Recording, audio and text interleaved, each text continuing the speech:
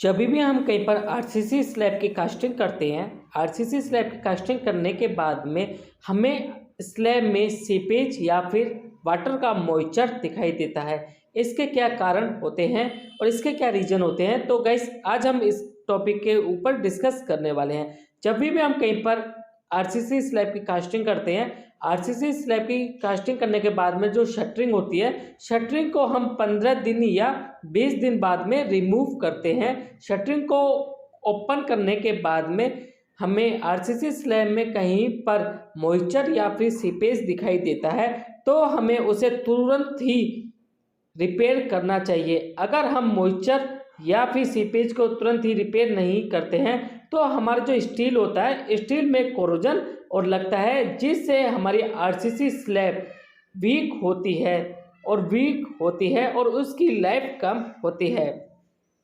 जब भी हम आरसीसी स्लैब को कास्टिंग करते हैं तो हमें इस जगह जहाँ पर हमारा मॉइस्चर होता है, मॉइस्चर आने के बहुत सारे रीज़न होते हैं। जब हम आरसीसी स्लैब की कास्टिंग करते हैं तो वो जो हम कंक्रीट यूज़ करते हैं M25 या फिर M30, उसकी प्रॉपर तरीके से रेशो ना होना या फिर उसका प्रॉपर तरीके से मिक्सिंग ना होना, तो उसकी वजह से भी आरसीसी स्लैब में मॉइस्चर आता है।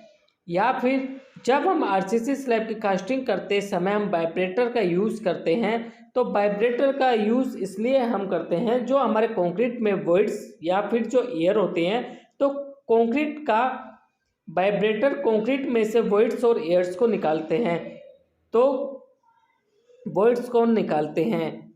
प्रॉपर तरीके से वाइब्रेटर का यूज़ ना होना, इसकी वजह से भी कंक्रीट में मॉइस्चर आता है। जब हम आरसीसी स्लैब की कास्टिंग करते हैं तो उसके ऊपर हम वाटर का ज़्यादा स्टोरेज कर देते हैं, तो ज़्यादा वाटर का स्टोरेज होकर भी उस पार्ट्स पर आरसीसी स्लैब में मॉइस्चर या फिर लीकेज हो सकती है।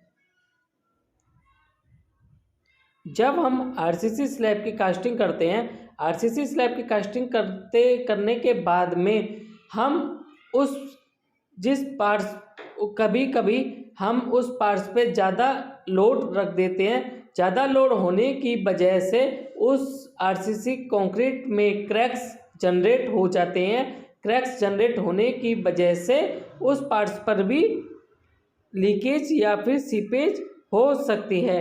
जब भी हम अपना घर बनवाएं, घर बनाते समय जो हमारी आरसीसी स्लैब होती है, तो हमें उसकी प्रॉपर तरीके से मिक्सिंग, कंक्रीट की मिक्सिंग डिज़ाइन या फिर हमें प्रॉपर तरीके से वाइब्रेटर का यूज़ करना चाहिए।